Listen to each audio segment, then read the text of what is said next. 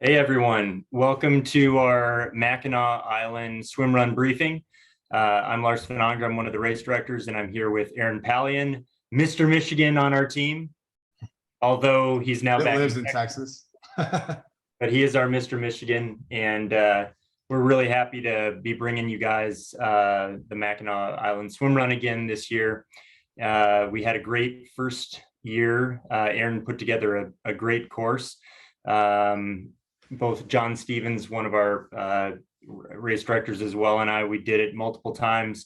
Just heard great things from those of you who did it last year. And so we're excited for version 2 this year.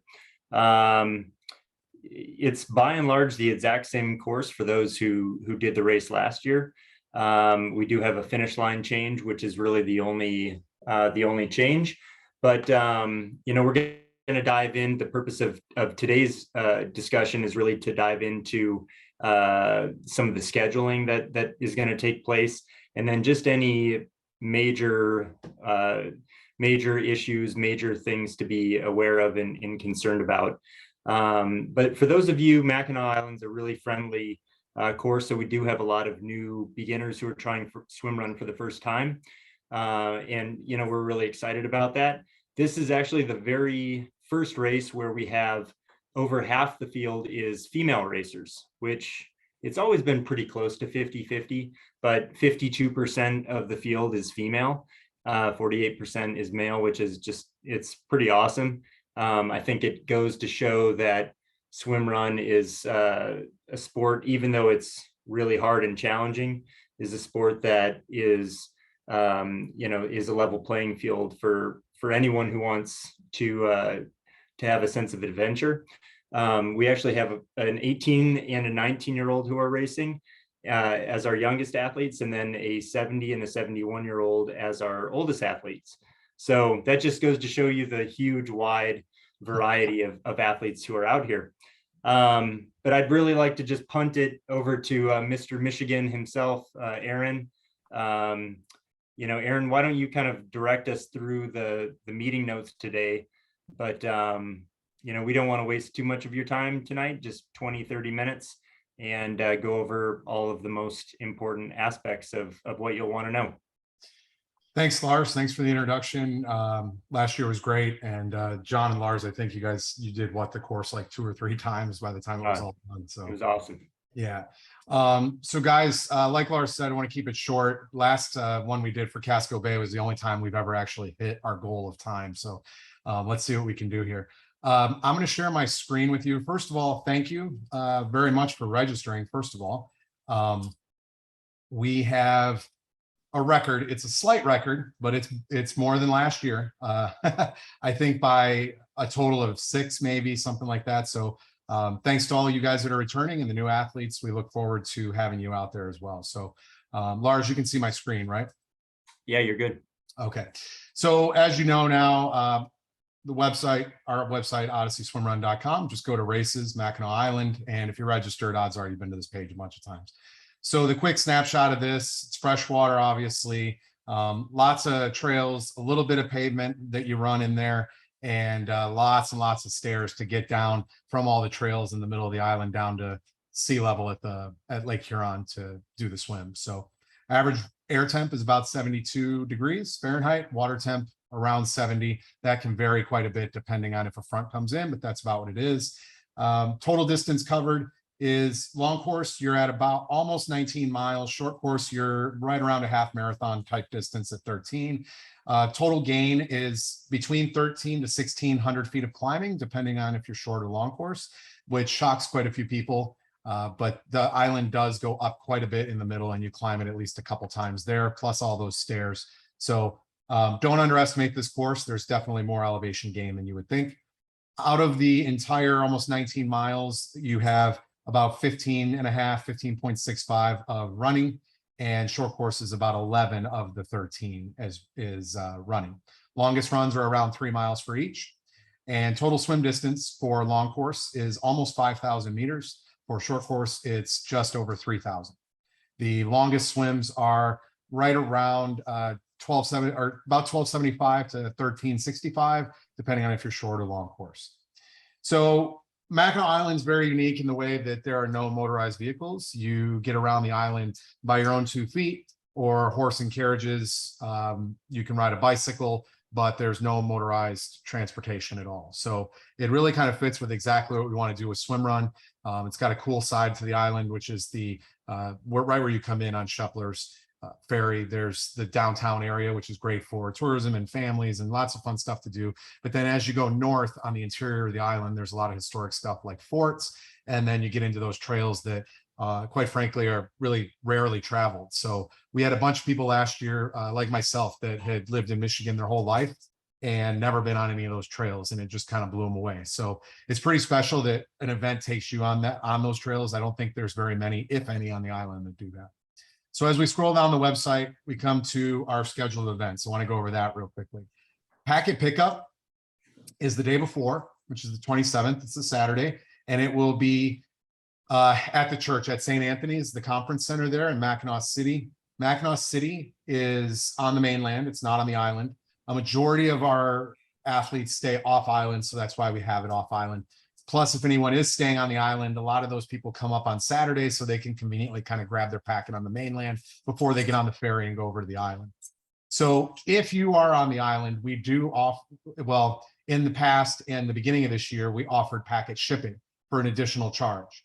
So the problem this year has been that the mail carriers, all of them, have fell behind and also lost quite a few packages, higher percentage rate than usual. So we decided to just combine that with our race morning pickup that we offered and just move it all over to that, just to be safe.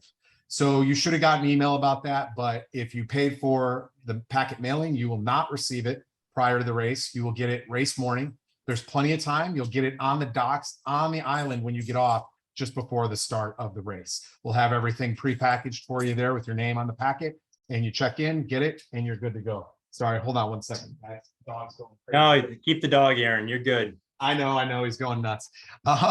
So anyway, that's our team mascot, Hero. That's Hero. Yeah, he's a Vizsla and has more energy than anything I've ever seen. So that's the pre-race, or that's the packet mailing. And if you're getting it that morning, now most of you are getting it the day before at the church. And from 1 to 2 is short course, 2 to 3 is long course, and 3 to 4 is kind of that overflow, or if you can't make it during your hour that's designated, feel free to come 3 to 4. You can also come on the other time. Those are just, it helps us organize it a little better. So do the best you can, but just make it sometime from 1 to 4. You do need an ID. You do not need your USAT license. If you have one, we just need your ID and hopefully your QR code that will be in the email. So I have emails scheduled to go out next week with all the details for packet pickup, and that's on the website. I'm not going to go over that anymore right now. Let's move on to race day itself.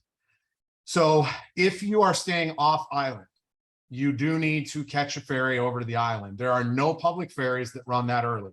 We have chartered our own ferry. Shepler's is one of 2 ferries that take people back and forth to the island. So Shepler's has a 6 a.m. boat that is leaving from Mackinac City. It's very important that if you're taking that boat, you do not confuse it with St. Ignace. St. Ignace is over the bridge. It's a ways away. Do not go to St. Ignace, Mackinac City.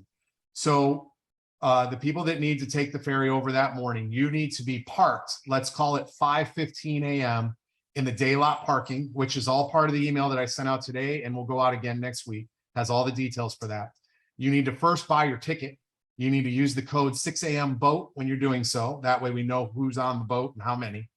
And then that ticket will be used that morning. You'll park. If you're not staying overnight on the island after the race, you're going to park in the day lot parking lot. And that's in the email to the address. And there'll be a shuttle service that runs from 5:30 a.m. to about 5:45, 5:50. It'll take you over, it's about a half mile to get to the actual boarding of the boat that leaves at 6. If you are staying overnight on Mackinac Island, you can use the parking that is right next to where you board, but they do check those cars. So make sure you are staying overnight at Mackinac Island if you use that. Everyone else is in the other lot. If you show up late, the boat will leave without you. They do one final sweep and then we're gone. So get there early, earlier than the times I sent you. Okay. If you have any questions, you can email us about that. So everyone on the mainland, let's say, is on the boat. You guys are headed over. They say 16 minutes and they are on the dot with that. It takes 16 minutes. but you'll be off the boat unloaded by 6:20 a.m. Our race starts at 6:45. The bathroom, there are bathrooms for mainland athletes before you leave Mackinac City to come to the island. You can use those. There are none on the ferry. When you get over there, there are more bathrooms on the dock on the island. For those of you that are on the island already and not taking the ferry, you're just kind of walking down that morning and meeting at the dock. There are no bathrooms at that dock at the start until about 6:20. They have no on-island personnel to open them. So the people that are opening Scheffler's bathrooms on the island are the ones coming on the boat. So 6:20 is when those bathrooms will be available. Whether you're on the boat coming over or on the island, we do have a bag drop. It is not secure. You're going to just basically create a big pile on a luggage rack, and we're going to wheel that down to the finish line and put them all in a big pile, and you'll claim them after. We do not check them in. We do not check them out. Don't put anything of value in there. That's our warning to you. We're not going to check. Put whatever you want, though, but we're not responsible because we can't monitor and check it in and out. So we do have that bag check. Everyone lines up after that. We start the race. So as you see on the screen here, we have an announcements anthem. 5 minutes later, we start the race. Everybody starts at once, short course, long course, solo team, everyone at once on the dock, and you run through town. I'll go over the course here in a second. We have two cutoffs in this race, 9:10 a.m., and I'll show you where that is. It's Arch Rock. The reason that there's a cutoff there is because there are horse carriage tours that the island is known for, makes a lot of money on. It is an industry on the island. We have to not only respect the fact that that starts around 9 o'clock over by Arch Rock and pretty much everywhere on the island, but also while you guys are running, if you come across horses, whether it's single people on horseback, whether it's a carriage being pulled by a couple horses, whatever it is, please, please, please make sure you keep a wide berth when you go around them, single file if you can. If you need to stop, we do not want to startle the horses. If there's any incident where we startle a horse and it ends up bad, we will not be allowed back, on top of the fact that someone could really get hurt as well. So we don't want that. Be very respectful, please, of that. The same goes for if you're running on any of the trails or specifically the ring road that goes around the outside, any of the kind of paved roads or gravel fire type roads versus single track, stay to the right. Please don't take up the whole road. You see tourists or people that live there, kill them with kindness, smile, say, how you doing? Make room for them. They live there. We're just playing there. Please show that respect. Okay, so the other cutoff is 2:30 at the finish line. So that leaves a pretty wide area in between, right? Well, the thing is, we have medical out there. We have someone that follows the last person, someone that's in the lead. We monitor that. And we kind of do some math as we see you guys. If we see you falling behind and we do the math and you can't, we know you're not going to make that, we may tell you, hey, you need to speed it up, or hey, maybe it's just not your day kind of deal. So keep moving through the whole thing. Shouldn't have a problem. I don't remember cutting anyone off last year. So Lars, do you remember cutting anyone off? No, not to my knowledge. I mean, heck, Yeah. I think even our one medical instance didn't get cut off. So yeah, the guy at the end who couldn't walk and they carried him across. So even he made it, guys. I think you'll be all right. So down here under important addresses, rolling along. If you click on any of these buttons, it actually takes you to a Google map. So the Google Maps that are linked to these red buttons and all the way up here at the interactive course map, if you pull that up and you're actually on site, it will show you where you are as a blue interactive type dot on the map. So as you move along, you'll be able to see where you are in relation to where you want to go. I also have the addresses here for your reference and the coordinates at the end, because the park where we finished doesn't have a physical address. So packet pickup, as I said, conference center at St. Anthony's Church in Mackinac City. Here's the ferry day lot parking lot, the address of the actual ferry where it boards and leaves from Mackinac City on the mainland, the start line where the dock is there for anyone that's staying on the island, and then our finish line. So our finish line is different this year. If you did the race last year, we were up on the big hill. I think it's like 800 or 1,000 feet up, and that's the fort. So we're not there this year. It just proved too difficult for a number of reasons. Logistically, it's a lot better to have you guys finish down in Marquette Park. That's right by the bay there and the marina. It's on the flat ground. So at the end, if you did it last year, when you came through the forest and opened up to the finish line, you could have taken a different direction and gone down some stairs. That's how you're doing it this year. We'll have it marked, no problem. And that's the finish line in Marquette Park. So the finish line at Marquette Park, last year we had an inflatable, lots of flags, music real loud. This year, Marquette Park it is very rare that an event like ours would get approved for Marquette Park. I worked with them, got the approval, but it will be very low key. The inflatable will not be there. We'll have a couple flags, a speaker set to kind of medium volume. So it's not going to be quite the same as maybe what you're used to, but we had to give and take for that. And it's still an amazing spot to finish. The view's great. So enjoy. Down under miscellaneous info. This is obviously the athlete briefing. It'll be on YouTube. We'll send that out. We don't have a mandatory one at packet pickup, just to go back to that. You can ask questions as you're there, specifically between 3 and 4. We'll have a little more leeway to be able to, the line will be pretty much done and we'll be able to answer more questions then if you have them. I went over ferry tickets. That 6 a.m. boat code will get you where you need to be. Change of clothes bag, cutoffs, restrooms. So I mentioned that there's restrooms at the boarding in Mackinac City, and then when you get off eventually at the start. But then there are a number of restrooms throughout the course that are stationary restrooms that are there all the time for tourists that I'll go over when I do the map. Hydration and nutrition. Do you want to talk about precision hydration and what we have at those aid stations? Yeah, so our hydration out on the course and nutrition out on the course is Precision Hydration. And so that is an electrolyte brand and company actually founded by swim runners. So Andy Blow, he's competed in the World Championships, Uttala in Sweden 4 times. The guy gets it and the team gets it. You're seeing these guys pop up all over the triathlon scene right now as well. So it's an electrolyte, very low calories. So if you need calories through liquid, then you're going to have to figure out another solution. But we'll mix a couple of these entire tubes into our 5 and or 10 gallon water tubs that are out on the course.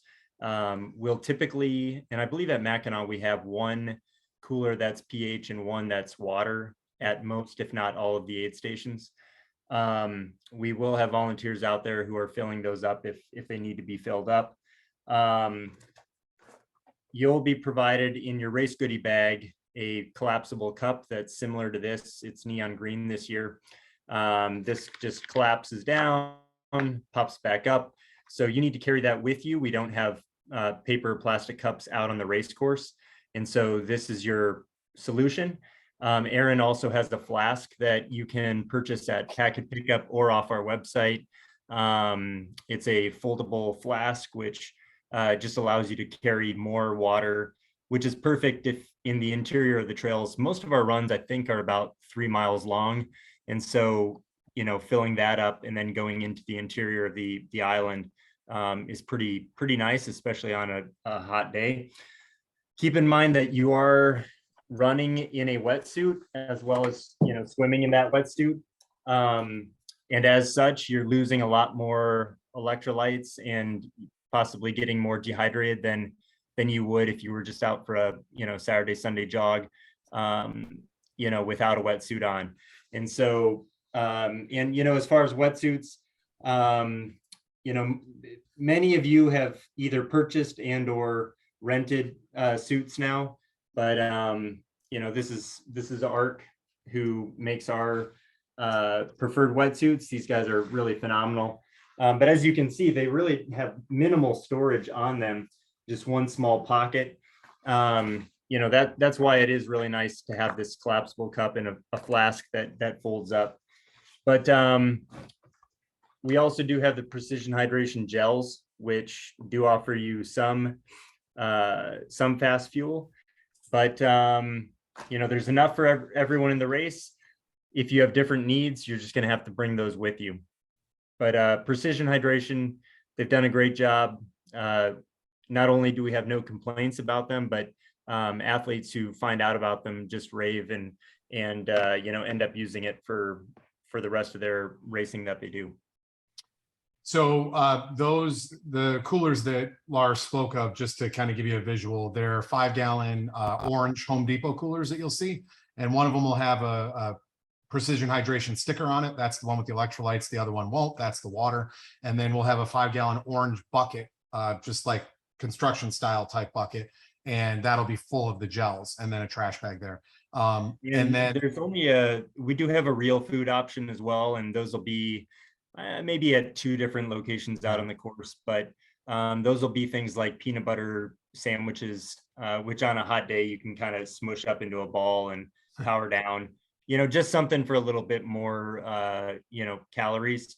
But again, I'd really highly recommend, if you are planning on using anything more than the gels that we're providing out there on the course, to carry that with you and pack accordingly. Okay, moving on from there then. Oh, and one other thing, guys, we plan for volunteers to be at these aid stations, but if this is your first swim run, then you might be a little shocked when you come up and maybe there isn't anyone there, or there's one person. These are mainly self-serve. It's not like a triathlon or a marathon where you're going to run by and someone's going to serve you and you're taking it on the run. Take a second, fill up, get what you need, clean up after yourself, and go, just to be clear on that. Safety. So we're going to have kayaks on the swims, and we have 3 motorized boats monitoring the different sections of the swim. We also have medical throughout the island, and those positions are full for the most part, so we're good there. And so obviously, if you come across anyone that needs help, we can't cover every inch of the entire course. So we also rely teams. You guys are looking out for each other, and then everyone else, solo or not, whatever it is, look out for each other out there too. We rely on you guys to a certain amount because, like I said, we can't cover every inch. And so just kind of be our eyes and ears, always help each other if you need help. We see that all the time. If you see a big group exiting the water, everyone's helping each other. So it's great. That's what's awesome about the sport. So moving on from safety, awards. So something we started doing the end of last year was that when you cross the line, we give you your award right away. Award ceremonies are great and all, but you wait around for it. And then eventually we do it. And we just found that it's better as you cross. We know you're the winner coming across for whatever you're representing, and we give you your award. Maybe you say a little something, probably not at Mackinac, but the other events we've done that. And what you get is a nice, we have framed special edition artwork for you guys with the whatever you've won, like the male team, 3rd place, 2nd place, whatever on there. Those are framed, and you can take those with you. They're great. Aaron, am I right or wrong that it's that right there? Yep. Yeah. So we took this t-shirt design from last year. Yeah, we took the t-shirt design from last year because it was pretty cool, and we printed it out and we framed it for you guys. So they seem to really like those at Casco Bay. Lodging, no big deal. Just a tip though on lodging while I was down there. Aaron, let me just say as well, the fact that the reason why we really do the awards is because the majority of our races take place A, on Sundays, and B, on islands. And we understand that a lot of you are traveling in, well over half the field travels in from outside of the state of Michigan. And even those who are coming in from Michigan, you got a couple hours ahead of you. So, we want to be sensitive to your time schedules as well. You might want to hit up downtown for a restaurant or, one of the fudge stores or something like that before you get on a ferry. So, that we just want to be respectful of everyone's time schedule as well. So that's part of the reason for this on the go award ceremony. Yeah, absolutely. And what was cool about it the last few times we've done it is that prior to doing it this way, we always had a bunch of awards left that we mailed out after and all that. And rarely do we even have one left now. So we know everyone's getting them, which makes us feel good about it too. We want you guys to get those. So and one more thing to add in there, and we just want to preface you by saying, with the finish line, the way that it's set up, and I know Aaron said this already, but we do just want to emphasize, we want Mackinac to be a permanent home for our race. And so these first couple of years out of the gate, we do need to be respectful of their requests for noise out on the island. And, it hasn't hit anyone harder than my father, who's the race announcer. Believe me, he wants to, be bursting from the rafters to call you across. But we will do what we can do. He's committed to calling each one of you across the line if that's at all possible. But you're going to enjoy these views. We can guarantee that. Yeah, for sure. So real quick, before I go into the map, packet pickup, I didn't go over what you get. When you get to packet pickup, whether that's the day before or on the dock that morning, you're going to get, you'll have a green bag to match that green cup. Inside the bag, you'll get, whether it's already pre-stuffed with some of it, or you have to go down the line of tables. When you leave, you should have the green cup that Lars talked about. You'll have your number bib. Do you have a bib to show real quick? I have this sample one we got from a different printer, but they're kind of like this. They've got numbers on them. They've got our logo, stuff like that. If you've done the race before, you know what they are. So you'll get your bib, you'll get your cup, you'll get your timing chip and strap, and you will get a rest tube. If you're a solo athlete. If you're not a solo athlete, we don't give you a free rental of that. Lars, talk about what that does real quick. Yeah, so this rest tube, in the past, we would have to carry like one of those big inflatable new wave buoys, and you'd have to carry it under your arm like a football. The flotation device is inside of this little package right here. It can be deployed in case of emergency or what have you by pulling this. This cord and a CO2 cartridge fills up the buoy. That then can either be used, to float on or to wave in the air to tell a kayak that you need help. But you wear it on a waist belt, fits snugly. You'll never even notice that it's there on your body in either the run or the swim. Okay. Like Aaron said, we do provide those to the solo athletes. That's your teammate. But then for any team who does want one of these, you would have to rent those. Yeah, and they're all essentially rentals. So we need those back at the end, just like the timing chips. And if you rented an ARC wetsuit, you can get that at packet pickup too. And we need that back at the end as well. Those that are picking up race morning will have all of that, including the wetsuit on the dock. So the only other thing, you're going to get your bib. That'll have your race number. Swim cap is there, and you get a pair of socks from the sock guy. And those have gone over really well this year. We love those. So something that's changing for this event, your race bibs for this event, everyone, team or not, will have their own race bib and their own unique number. But in the past, what we've done is a timing chip for every single person. So teams would get two that were linked individually to the person. And then we'd have just whoever crossed the line first on the team, that's your team time. The way it's different this time, you're still getting your own bib, your own number, but the timing chip will be one per team. And we will link that to one of the numbers, whoever picks up first, or if you pick up together, you can just choose who it's linked to. So if it's linked to you, your partner won't have that timing chip linked to them, but you're together. It doesn't matter. You cross the line. It picks up the time for the team. So that day, the race results you see, the link we give out, whether it's during the race or after, is our tracking system called Atlas. That will only have the team. It will not have anybody's name on it, whether you click the team name or not, nothing. The day after, when we make these results official, and we put them online and they're there for good, that will be on a different system. And if you click the team name, it'll show both athletes. It'll be more refined, but it's just the team name on the day of the event when you track that. So, all right, that is it for that. I just want to go over the map real quick. I think we may have lost Lars, or he's going to do something. So there you are. All right, guys, so here is where we start on the dock. I'm going to go over this really quick. I'm not going to go over, it's going to be kind of a bird's eye view, not really in detail. You can look at our YouTube channel. I think we've got a course talk that we do for this, so just check that out. Okay, so we start from the docks and just follow the orange line. I'll let you know when short course diverts from long course. This is a slight incline.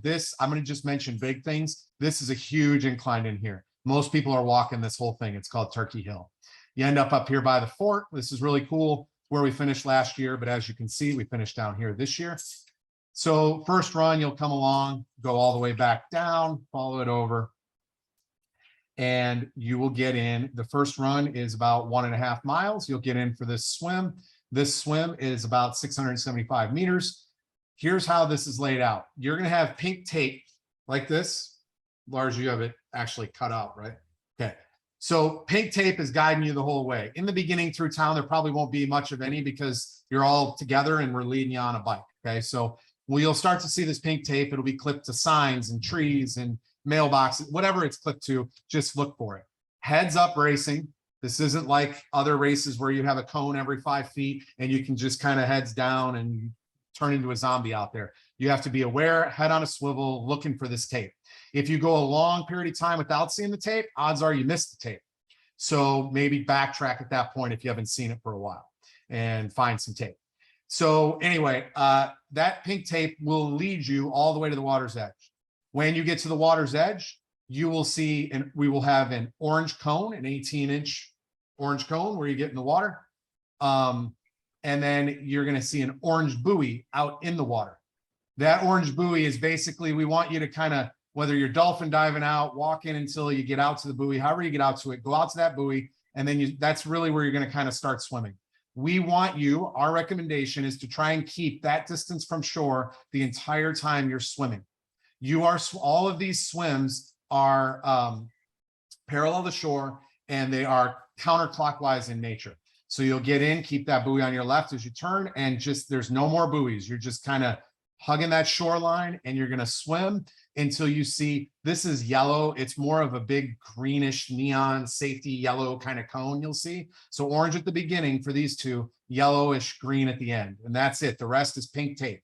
But every swim will follow that, okay? And these little spigots represent a water stop at the end of every swim.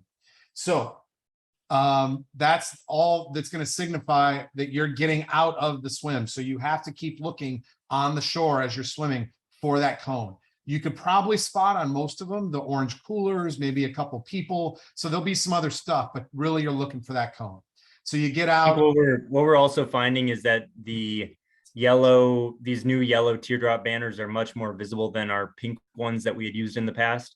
The pink ones tended to blend in with the trees or what have you. They weren't neon.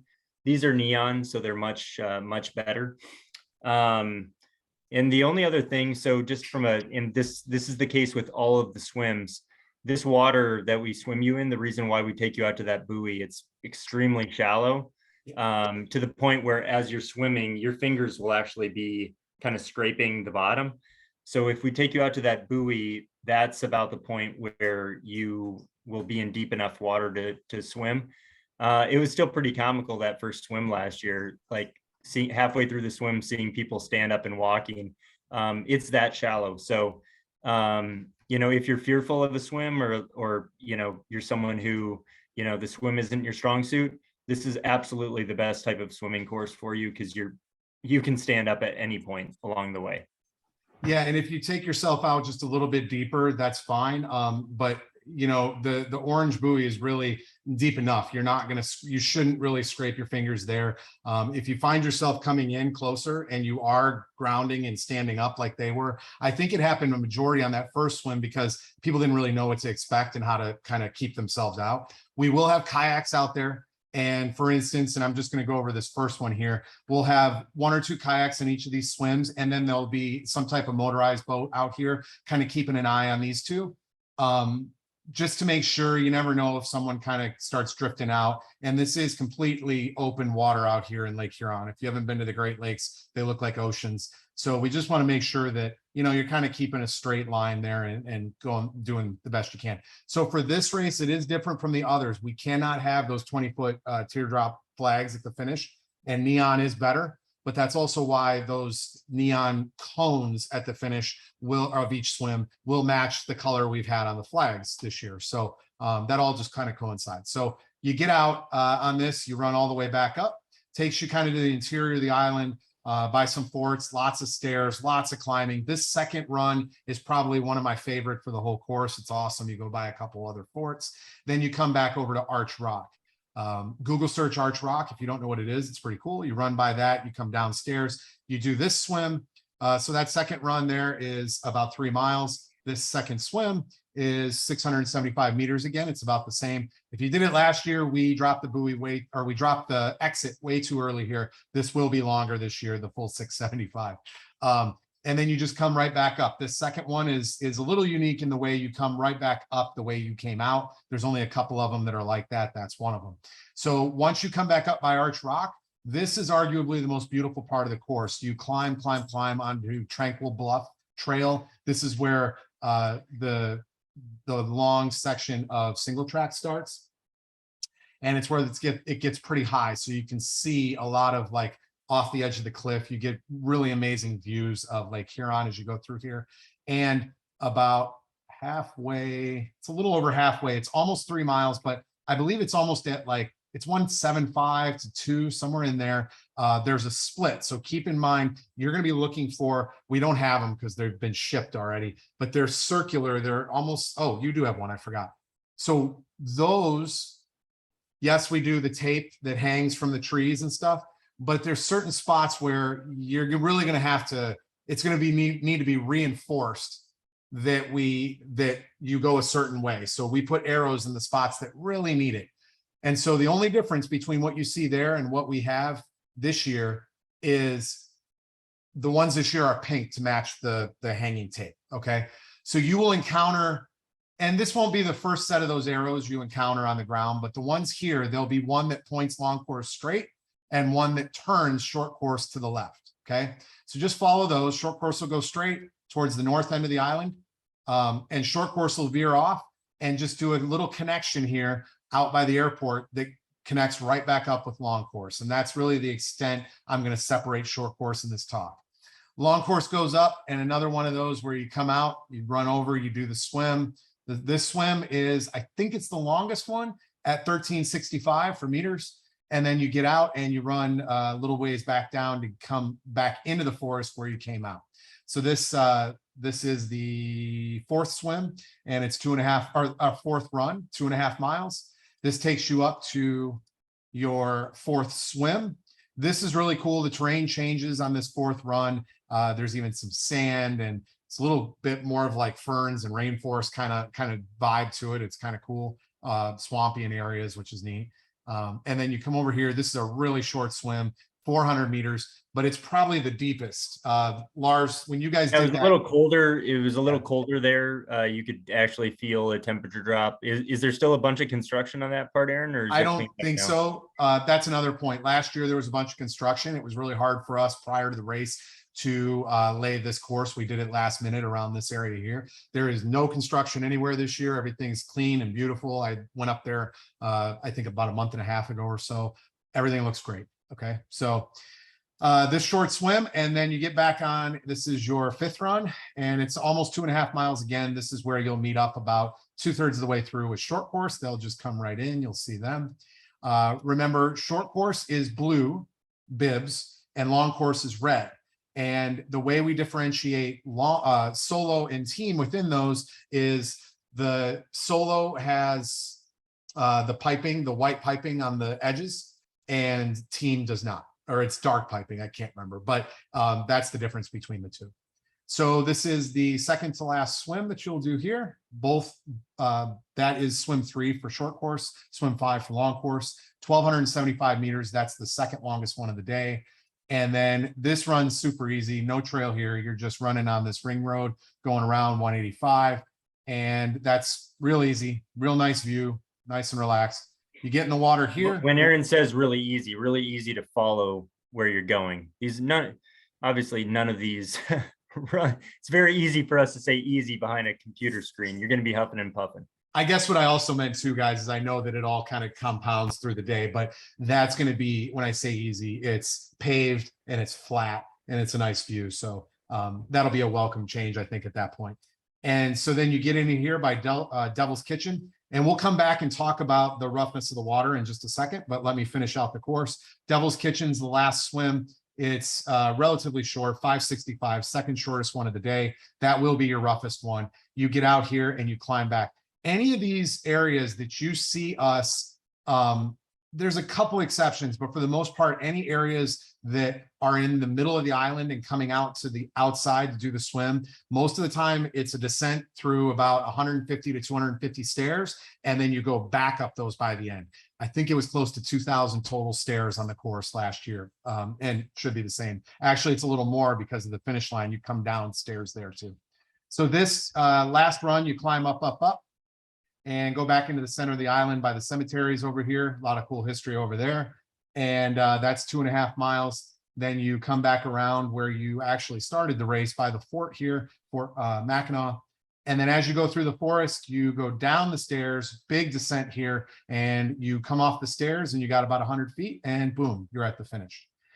So just talking about the roughness of the water, the east side of the island, especially in the morning, is typically a lot more calm, especially swim 1 and 2.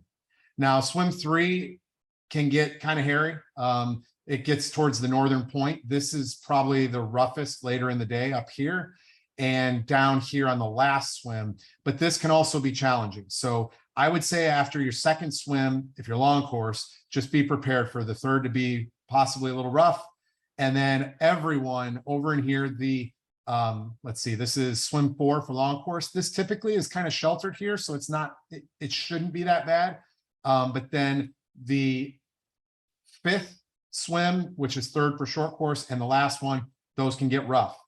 The last one, especially later in the day, the winds, currents, and because the ferry boats are running constantly at that point, and you're getting a lot of the wash from that, guys. So that's definitely rough. Don't underestimate it. Lars, do you want to talk about weather contingencies a little bit? Yeah, I mean, the weather contingencies last year, for those of you who were on the course, you know that like the last finishers who came across within 30 minutes, there was a pretty massive lightning and thunderstorm. They typically kind of come onto the island very quickly, and then they're out, you know, relatively quickly. We do have contingency plans in place for those. You know, one thing that Aaron and I have talked about quite extensively, you know, is okay, in the event that this, because the water, it's coming from out in the main body of the lake and just pushing right into the shoreline. You know, in the event that it's just too rough where you'd be, you know, in the washing machine just getting churned right into the shoreline, you know, do we cancel a swim leg and just turn those into run legs along the shoreline? We'll make that decision game time based on, you know, what the water's like. And so you don't have to worry about that right now. You know, like we said earlier, all of these swims are so shallow that if you ever feel like you're endangered, you know, then go directly into the shore. There's no reason not to if there's any question in your mind. But we have, I mean, swim run is a sport where there's hardy, strong swimmers. And so we do not want to take you out of the water unless we absolutely think that we have to. We want to respect the fact that you're in this style of race because you can swim. You have safety devices on you. You expect that the water isn't going to be, you know, calm as can be. And so, you know, rough water should be something that you do expect, and you should be prepared for it. Let me say this, guys. So also, this is it's your experience, your life, your safety. Ultimately, we're going to do everything we can to keep the levels of safety as high as we can. But at the same time, like, we're not you. If you don't feel comfortable with something, you don't want to do it, don't do it. Don't put yourself in danger if you feel that it's too dangerous at that moment. However, that being said, if you choose to alter your path during this race at all, we need to know, not only from a safety standpoint of knowing where you're at and what's happened to you, because we keep an eye on athletes. We have various Bluetooth cell phones along the course that will catch you as you get out of the water. You won't even really probably know they're there. They'll just pick up your chip and we'll know. So if you alter where you are and how you get out, now all of a sudden we're missing an athlete. So if you decide that you're doing something different than what's prescribed for the day, especially in that section, find a volunteer at the aid station, let them know what's going on. They're going to have a cell phone. They're going to be able to let us know. We need to know your bib number. That's all we need. We can find out what ship you are. They're linked. If you come into a situation where you have to withdraw, the thing is, there's no cars out here. So we'll find you eventually, but we may not be in that area at that time. So stick to the outside road, because if any emergency vehicles need to get through, there's basically 2 areas that they go mainly around the outside of the island, because that's essentially an interstate. It's considered an interstate highway. And then here, British Landing, this road going right through the center.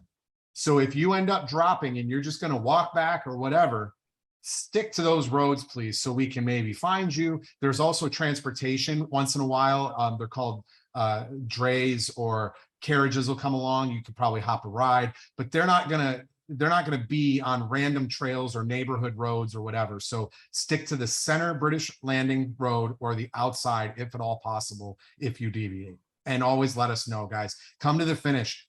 Please don't ever just leave if you get back to like the ferry or go to your hotel room without letting us know if you didn't cross that line. We have to know. It's very important. Anything else, Lars, that you can think of? No, I mean, I think that you really, in the middle of this conversation, you hit it on the head. You know, swim run is a sport that we try to keep it really fun. Safety is front and center for everything that we do. But, you know, under that, this is really a sport that you have to be kind of seeking an adventure. You have to be seeking something that's a little bit different than, you know, the normal cookie cutter style triathlon or running race. And, you know, that's why swim run is here. That's why swim run is entirely different than, you know, what USA Triathlon has that's called a quathlon. You know, it's an adventure out there. And so, you know, we really do want you to bring a flexible mindset if you're racing as a solo competitor, and really a flexible mindset if you're racing as a team, because now you don't only have one person to work with everything that's going on, you have a teammate as well. So, you know, just keep an open mind out there. These are fun courses. They're challenging courses. You're going to love us. You're going to hate us. You're going to love us and hate us all within the span of a minute. Aaron designed the course, so really you should direct that hatred towards him. But you know, having done this course a bunch of times, leading up and after the race, you're just gonna be flogged, and you're gonna have a great time, you know, basking in that accomplishment. There's no doubt about it. Yeah, and guys, thank you again for signing up. I never thought I'd be able to have a race on Mackinac Island. It's pretty tough to get approval for, and you know, my family has a history on Mackinac Island. The Davenports, I'm related to them. That's my great grandfather, and my family actually, some of them are buried on the island. The Yankee Rebel's named after him. So it just means a lot that you guys are there supporting it. You got to tell them what the Yankee Rebel is, though, Aaron. What? You got to tell them what the Yankee Rebel is. Yeah, so basically, in the War of 1812, my great grandfather, however many times back, he was one of the few to resist the British when they took the island over. Basically, they said, you know, you can live here while we occupy it, but you got to kiss the ring. And he told them to go to hell in not so nice way. And they imprisoned him for it during the war. So he didn't see his family for a long time. And that's the gist of that restaurant. There's more history behind it and other details, but he rebelled against them. So that's why it's known as the Yankee Rebel. And the Davenports are some of the first lighthouse keepers, Straits of Mackinac, Charlevoix, all of that. And so just really proud of that family history. And so the race means a lot on the island to me, especially. So thank you guys for coming out and supporting it. Yeah, absolutely. And, you know, for those of you who are in clubs or, you know, especially in Michigan at this point and can drive, you know, to and from the island, you know, throw down a challenge to your teammates as well to get them to join, if not this year, for next year, for sure. Because swim run is something that it spreads from your word of mouth. You know, the more people who we get to test out to see what it's like, you know, the more opportunities that we are able to do both here and then elsewhere in the country. So yeah, thank you guys very much. We know that you have lots of races to choose from, and you know, we're just really thankful that you chose to spend your time with us. And I think we're way over the 20 to 30 minutes, but I don't think we're at an hour. So there you go. Well, thanks, guys. We'll talk to you later. Just email me if you have any questions, and take care. Bye.